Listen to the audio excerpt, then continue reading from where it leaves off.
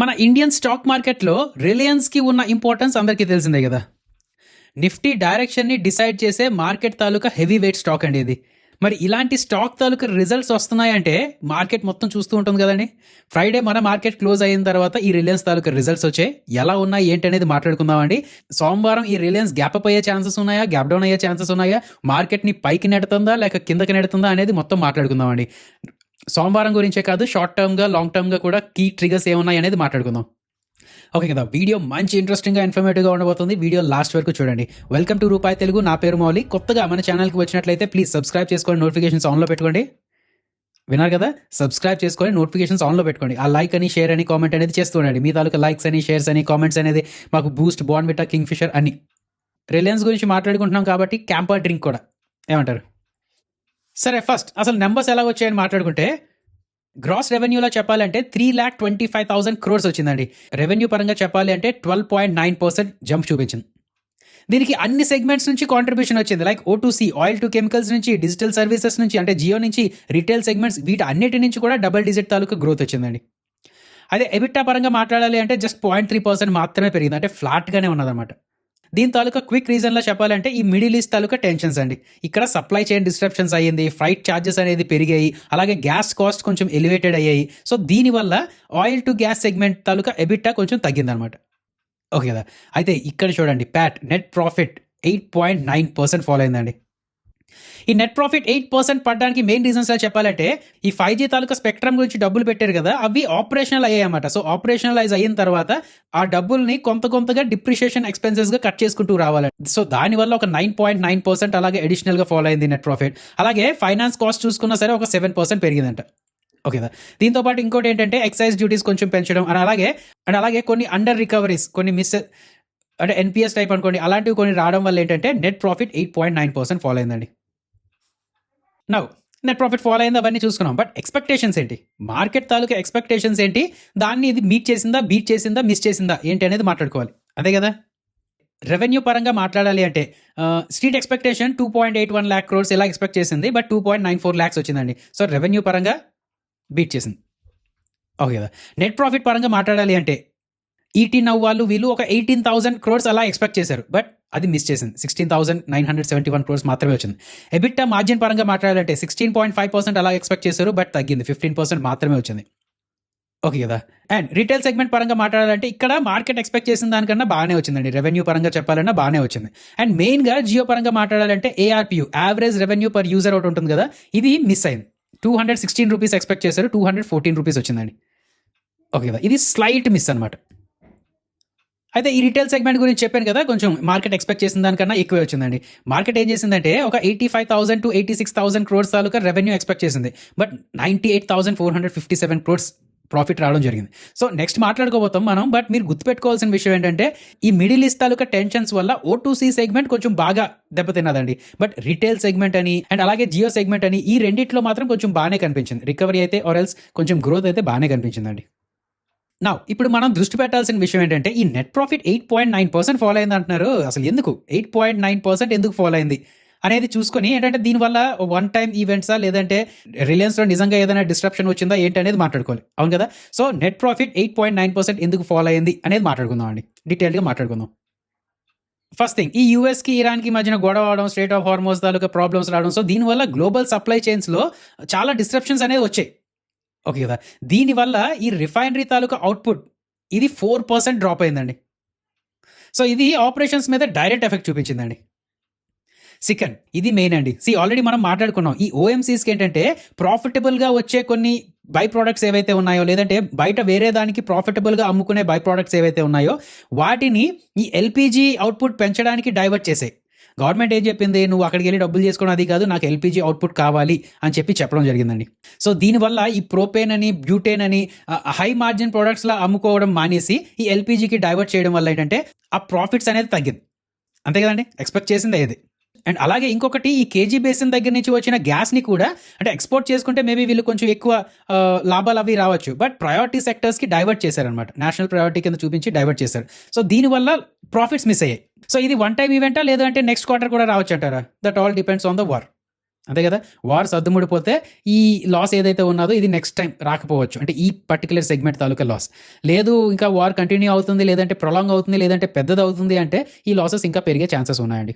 So రిలయన్స్కి war తాలూకా effect అయితే ఉన్నది, అదైతే గుర్తుపెట్టుకోవాలి. అండ్ అలాగే ఇందాక చెప్పినట్టు ఆ 5G స్పెక్ట్రమ్ ఆపరేషనలైజ్ అయింది కాబట్టి డిప్రిషియేషన్ అనేది చూపించడం జరిగింది. అది 14,808 crores చూపించడం జరిగిందండి. అండ్ అలాగే ఫైనాన్స్ కూడా కొంచెం బర్డెన్ అయింది, ఒక 7% అలా పెరిగిందంట, ఫైనాన్స్ కాస్ట్ అనేది పెరిగాయంట. సో అటు ఇటు చూసిన తర్వాత మీరు మేజర్గా గుర్తుపెట్టుకోవాల్సింది ఏంటంటే ఈ జియో పాలిటిక్స్ వల్ల అండ్ అలాగే ఆయిల్ సెగ్మెంట్లో వచ్చిన డిస్రప్షన్స్ వల్ల ఈ నెట్ ప్రాఫిట్ అనేది చాలా ఎక్కువ చూపించడం జరిగింది. నౌ సరే, ఆ ఓటీసీ అనేది పక్కన పెట్టేయండి. ఇప్పుడు రిలయన్స్ తాలూకా జియో అలాగే రిలయన్స్ తాలూకా రీటైల్ పర్ఫార్మెన్స్ ఎలా ఉన్నది అండ్ వాటిలో మనం ఏం ట్రాక్ చేయాలి అనేది చూస్తే, రిలయన్స్ జియో పరంగా మాట్లాడాలి అంటే 216 రూపీస్ ఏఆర్పియూ ఎక్స్పెక్ట్ చేశారు, బట్ 214 రూపీస్ వచ్చాయండి. ఎందుకు అంటే ఈ మంత్ ఇయర్ ఎండ్లో డిసెంబర్లో లేదు అంటే జనవరిలో కొంచెం రేట్ హైక్స్ చేస్తారు అని అనుకున్నారు కదా అందరూ, బట్ చేయడం అవ్వలేదండి. అండ్ అలాగే ఈ క్వార్టర్లో ఏంటంటే కొంచెం వర్కింగ్ డేస్ ఒకటి 2-3 తగ్గుతాయి, ఫిబ్రవరి తాలూకు ఎఫెక్ట్ కూడా ఉంటాయి కదా. సో దానివల్ల ఏఆర్పియూ అనేది తగ్గింది అని అంటున్నారు అనమాట. అదొక్కటి పక్కన పెడితే నెక్స్ట్ క్వార్టర్ కొంచెం బాగానే రావచ్చు అంటున్నారండి జియో పరంగా మాట్లాడాలంటే. అలాగే రిలయన్స్ రిటైల్ పరంగా మాట్లాడాలంటే ఇది ఒక స్టార్ పర్ఫార్మర్ అండి. రిలయన్స్ ఇండస్ట్రీస్లో రిలయన్స్ రిటైల్ చాలా బాగా వచ్చింది సార్. జియో కన్నా O2C సెగ్మెంట్ కన్నా రిలయన్స్ రిటైల్ తాలూకా రిజల్ట్స్ బాగా వచ్చాయండి. ఓకే కదా, ఇందా మనం చెప్పుకున్నట్టు 85,000 86,000 అలాగా రెవెన్యూస్ ఎక్స్పెక్ట్ చేశారు, బట్ 98,000 crores తాలూకా రెవెన్యూ వచ్చింది. అండ్ అలాగే వీళ్ళు ఫిజికల్ స్టోర్స్ కొత్తగా యాడ్ చేయలేకపోయినా సరే digital and Omni channel taluka metric చూస్తే హైపర్ లోకల్ కామర్స్ సెగ్మెంట్లో 300% ఇయర్ ఆన్ ఇయర్ గ్రోత్ వచ్చిందండి. అంటే వీళ్ళు ఆన్లైన్ వైపు క్విక్ కామర్స్ వైపు చాలా బాగా దూసుకువెళ్తున్నారు అని అర్థమవుతుంది. ఇంకా ఫ్యూచర్లో ఏఐ ఎంబెడెడ్ మెర్చండైజింగ్ అని, షార్పర్ ప్రైజింగ్ మోడల్స్ అని ఇలాంటివన్నీ యూజ్ చేసి ఏంటంటే ప్రాఫిటబిలిటీ ఇంకా బాగా పెంచుకుంటామని చెప్పి మేనేజ్మెంట్ చెప్తుంది. సో మీరు ఎక్కువగా దృష్టి పెట్టాల్సింది రిలయన్స్ రిటైల్ అండి. ఇందులో గ్రోత్ ఎక్కువ వస్తున్న కొద్దీ రిలయన్స్ మేబీ ఇన్వెస్టర్స్ దృష్టిలో పడుతూ ఉంటుంది. అఫ్కోర్స్ ఇంకొక విషయం ఏంటంటే ఆయిల్ టు కెమికల్ సెగ్మెంట్ ఏదైతే ఉన్నదో ఇది ఎక్కువ డ్రాగ్ చేయకుండా ఉండాలి. సో ఇదంటే వార్ మీద డిపెండ్ అయి ఉంటుంది, తెలిసిందే కదా. రైట్, నెంబర్స్ పరంగా మెట్రిక్స్ పరంగా అంతా చూసేసామండి. బట్ నౌ మేనేజ్మెంట్ ఏం చెప్తుంది, మేనేజ్మెంట్ తాలూకా ఫ్యూచర్ అవుట్లుక్ ఎలా ఉన్నది, అలాగే మార్కెట్ కోరుకుంటున్న విషయాలే మేనేజ్మెంట్ మాట్లాడిందా లేదా ఏంటనే చూద్దామండి. ఫస్ట్ పరంగా మాట్లాడాలి అంటే రిలయన్స్ జియో తాలూకా ఐపీఓ, ఈ లిస్టింగ్ ప్రాసెస్ అనేది ఎంత త్వరగా వస్తుంది ఏంటనేది మార్కెట్ చూస్తుంది కదా. అంబానీ గారు అయితే ఈ లిస్టింగ్ ప్రాసెస్ అనేది స్ట్రాంగ్గానే అడ్వాన్స్ అవుతుంది అని చెప్తున్నారండి. ప్రాపర్గా నాకు తెలిసి మైల్ స్టోన్ ఇలాంటివి ఇవ్వలేదు, బట్ త్వరగానే వచ్చేస్తుంది, ఐపీఓ త్వరగానే వచ్చేస్తుంది అండ్ వాల్యూ అన్లాకింగ్ చాలా బాగా అవుతుంది అని చెప్తున్నారు. అండ్ దీని తర్వాత లిస్టింగ్ తర్వాత కూడా గ్రోత్ అవుట్లుక్ చాలా బాగా చెప్తున్నారు. అఫ్కోర్స్ వాళ్ళ సైడ్ నుంచి చెప్పడం అయితే వాళ్ళు చెప్తుంటారు, బట్ ప్రాపర్ డేట్ అయితే రాలేదండి. నేను కొంచెం డిసప్పాయింట్ అయింది. అదే ప్రాపర్ డేట్ అంటే ఏముంది, అట్లీస్ట్ Q4లో వస్తుందా లేకపోతే Q3లో వస్తుందా ఏంటో అనేది చెప్పాలి కదా. అండ్ ఈ రిలయన్స్ రిటైల్ పరంగా మాట్లాడాలి అంటే చెప్పాం కదా, ఏఐ టూల్స్ అని, నెక్స్ట్ జనరేషన్ తాలూకా ప్లాట్ఫామ్స్ అని ఇవన్నీ యూజ్ చేసుకుంటూ వస్తున్నారు. అది రిటైలే కాదు, జియోలో కూడా బాగా యూజ్ చేసుకుంటూ వస్తున్నారు. అండ్ కొంత ఏంటంటే డైరెక్ట్గా ఏఐ సైడ్ నుంచి కూడా రెవెన్యూ తీసుకొచ్చే ప్లాన్లో ఉన్నారన్నమాట వీళ్ళు. అండ్ ఇప్పుడు న్యూ ఎనర్జీ తాలూకా ఎగ్జిక్యూషన్ స్పీడ్ అండి, దీని మీద కూడా మార్కెట్ ఎక్కువగా దృష్టి పెడుతుంది అన్నమాట. ఈ న్యూ ఎనర్జీ గిగా ఫ్యాక్టరీస్ ఏవైతే ఉన్నాయో ఇది ఫాస్ట్గానే వెళ్తుంది అని చెప్పి రిలయన్స్ వాళ్ళు చెప్తున్నారు. ఇప్పుడు ఈ జియో పొలిటికల్ టెన్షన్స్ వల్ల గ్లోబల్గా ఎనర్జీ సెక్యూరిటీ తాలూకా ఇంపార్టెన్స్ చాలా పెరిగింది కదా. సో ఈ టైంలో ఏంటంటే ఈ జామ్నగర్ తాలూకా గిగా ఫ్యాక్టరీస్ని త్వరగా ఆపరేషనలైజ్ చేసుకుంటూ రావాలన్నమాట. అండ్ మేము త్వరగానే ఆపరేషనలైజ్ చేస్తామని చెప్పి అంబానీ గారు కన్ఫర్మ్ చేశారండి. సో ఇప్పుడు చూడండి, ఈ ఆయిల్ టు కెమికల్స్ ఏదైతే ఉన్నదో ఇది పెద్ద లాగార్డ్గా మారింది కదా. బట్ ఇప్పుడు అక్కడ నుంచి బయటికి వస్తూ ఈ న్యూ ఎనర్జీ ఏదైతే ఉన్నదో దీని మీద ఎక్కువ ఎక్స్పాండ్ అవుతున్న కొద్దీ మార్జిన్స్ అనేది కొంచెం ఇంప్రూవ్ అవుతూ ఉండొచ్చు. అండ్ కొంత ఒక సర్టెనిటీ అనేది మార్కెట్లోకి వచ్చే ఛాన్సెస్ ఉన్నాయన్నమాట. అదేందా. సో రిలయన్స్ రిటైల్ పరంగా రెవెన్యూస్ ఎలా పెరుగుతూ ఉన్నాయి ఏంటనేది మాట్లాడుకుంటూ ఉండాలి. అండ్ అలాగే రిలయన్స్ జియో పరంగా మాట్లాడాలి అంటే ఏఆర్పిఓ ఇంక్రీజ్ అవుతుందా లేదా చూస్తూ ఉండాలి. అండ్ రెండోది ఏంటంటే లిస్టింగ్ ప్రొసీజర్ ఎంతవరకు వచ్చింది ఏంటనేది చూస్తూ ఉండాలి. అండ్ మూడోది O2C సెగ్మెంట్ కన్నా ఈ న్యూ ఎనర్జీ ఎక్స్పాన్షన్ ఏదైతే ఉన్నదో ఎంత ఫాస్ట్గా ఎక్స్పాండ్ అవుతుంది ఏంటనేది కూడా చూస్తూ ఉంటుందండి మార్కెట్. ఇది ఒక పవర్ఫుల్ గ్రోత్ ఇంజన్గా మారనుంది. సో ఇంకా ఫైనల్గా మాట్లాడుకోవాలి అంటే బుల్ కేస్ పరంగా మాట్లాడాలి అంటే జియో ఐపీఓ వాల్యూ అన్లాకింగ్ అవుతుంది అని చెప్పి ఆయన అన్నారు. బట్ ఒక ప్రాపర్ డేట్ అనేది లేదంటే ప్రాపర్ టైం లైన్ ఇవ్వలేదు కాబట్టి కొంచెం మార్కెట్ దీని గురించి ఆలోచించి ఉండొచ్చు. అండ్ అలాగే న్యూ ఎనర్జీ ట్రాన్సిషన్ ఇందాక మనం మాట్లాడుకున్నాం కదా, అదొక పవర్ఫుల్ గ్రోత్ ఇంజిన్ అండి రిలయన్స్ ఇండస్ట్రీస్ పరంగా మాట్లాడాలంటే. అది కూడా ఫాస్ట్గానే అయిపోతుంది, ర్యాపిడ్గా ఆపరేషన్స్లోకి వచ్చేస్తుందని చెప్పి అంటున్నారు. సో దాన్ని ఒకవేళ సీరియస్గా తీసుకుంటే బుల్ కేసే అది. అలాగే రిలయన్స్ రిటైల్ అవుట్ పర్ఫార్మెన్స్ ఇచ్చింది, బాగా ఇచ్చింది అండ్ ఫ్యూచర్లో కూడా కొనసాగేటట్టే ఉన్నదండి. సో ఇవి యాజ్ ఆఫ్ నౌ చూసుకుంటే కొంచెం పాజిటివ్గా మాట్లాడుకోవచ్చు. బట్ బేర్ కేస్ సినారియోలో మాట్లాడాలి అంటే O2C సెగ్మెంట్ అండి. ఇప్పుడు ఈ క్వార్టర్లో దెబ్బతిన్నది. అండ్ ఫ్యూచర్ క్వార్టర్స్లో కూడా ఏంటంటే జియో పాలిటిక్స్ మీద డిపెండ్ అయి ఉంటుంది కదా. సో ఆ యుఎస్ ఇరాన్ తాలూకా స్ట్రాటజీస్ అని లేదంటే పీ స్టాక్స్ అని లేదంటే ఎంతలా హైలైట్ అవుతున్నాయి, వీటన్నిటి బట్టి కూడా మార్కెట్ కొంచెం రెస్పాండ్ అవుతుంది, ఈ రిలయన్స్ అనేది రెస్పాండ్ అవుతుందండి. అండ్ అలాగే ఈ క్వార్టర్ పరంగా మాట్లాడాలంటే నెట్ ప్రాఫిట్ అనేది మిస్ చేసింది. అదైతే ఎందుకు ఏంటనేది రీజన్స్ మనం చూసాం కదా, బట్ మార్కెట్ అంతలా పట్టించుకోదండి. మిస్ చేసింది అనేది కొంచెం సెంటిమెంట్స్ దృష్టిలో పెట్టుకుంటూ ఉండొచ్చు. అండ్ అలాగే రిలయన్స్ జియో పరంగా మాట్లాడాలన్నా సరే ఏఆర్పిఓ అనేది కొంచెం ఫ్లాటిష్గా వచ్చింది కాబట్టి మార్కెట్ కొంచెం నెగిటివ్గా తీసుకునే ఛాన్సెస్ ఉంటాయి. సో మీరు దృష్టిలో పెట్టుకోవాల్సింది ఏంటంటే నియర్ టర్మ్ పరంగా మాట్లాడాలి అంటే O2C తాలూకా మార్జిన్స్ దీని మీద దృష్టి పెడుతూ ఉంటుంది. అండ్ ఈ ప్రాఫిట్స్ అనేది యాజ్ ఆఫ్ నౌ డిప్ ఇచ్చింది కదా, బట్ ఫ్యూచర్లో ఎంత అలా పెరగచ్చు ఏంటి అనేది చూసుకుంటూ ఉంటారు.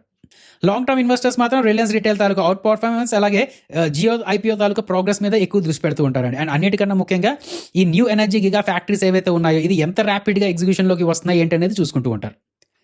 అర్థమైందా లేదా? ఇదండి ఈ వీడియో. ఈ రిలయన్స్ ఇండస్ట్రీస్ కోసం పూర్తి డీటెయిల్డ్గా తక్కువ టైంలో డీటెయిల్డ్గా మాట్లాడని అనుకుంటున్నాను. మీకు యూజ్ అయిందని అనుకుంటున్నాను. ప్లీజ్ యూజ్ అయింది అనిపిస్తే కామెంట్స్లో పెట్టండి, అలాగే మీ ఫ్రెండ్స్తో షేర్ చేయండి. జై హింద్. ఒకసారి మన డిస్క్లైమర్ చూసేయండి. మేము ఏది చెప్పినా సరే అది ఎడ్యుకేషన్ అండ్ ఇన్ఫర్మేషన్ పర్పస్ కోసమే. మేము SEBI registered adviser or research analyst రెండు కాదు. మేము ఏమి ఇచ్చినా సరే అది ఫైనాన్షియల్ అడ్వైస్ కాదు. We're not giving any buy or sell calls. ఏది ఫైనాన్షియల్ అడ్వైస్ కాదండి, జస్ట్ ఎడ్యుకేషన్ ఇన్ఫర్మేషన్ పర్పస్ కోసం. మీ ఓన్ రీసెర్చ్ చేసుకోండి, లేదు అంటే ఒక సెబీ రిజిస్టర్డ్ అడ్వైజర్ అయినా కలండి.